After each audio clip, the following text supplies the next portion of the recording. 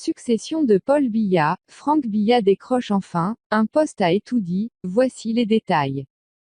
Abonnez-vous à Speedy Info. Surtout, n'oubliez pas de liker la vidéo et activer la cloche de notification.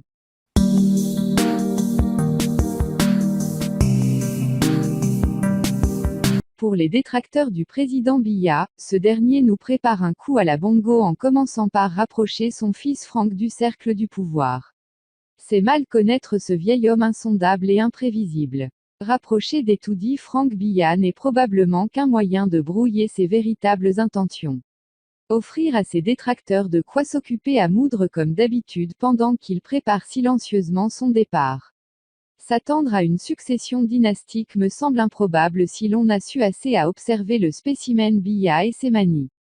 À l'évidence, personne ne peut se vanter de prévoir les décisions de Biya. On ne peut que spéculer comme d'habitude. Il peut même nommer Franck Biya comme Premier ministre ou deuxième personnalité du pays, cela ne saurait garantir son accession au pouvoir. Avoir Franck Biya dans les plus hautes sphères du pouvoir n'est à mon avis qu'une pure distraction destinée à occuper l'esprit de ses détracteurs.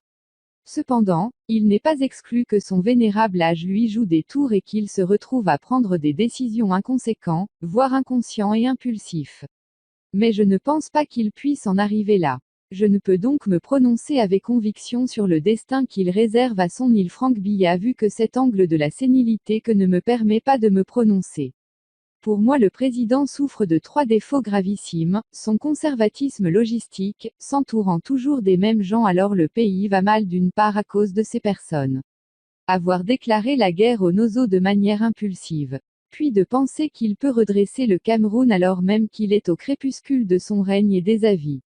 Il n'a tout simplement pas le temps pour. Je ne pense pas que Biya songe réellement à céder le pouvoir à son fils Franck Biya. C'est probablement une manière de brouiller les pistes en le nommant à des postes qui le rapprochent de la présidence.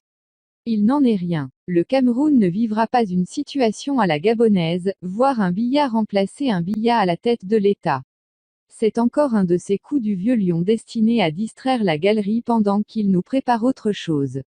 Et comme personne ne peut se vanter d'être son confident, les analystes et ses détracteurs ne peuvent que conjecturer sur l'avenir de Franck Biya.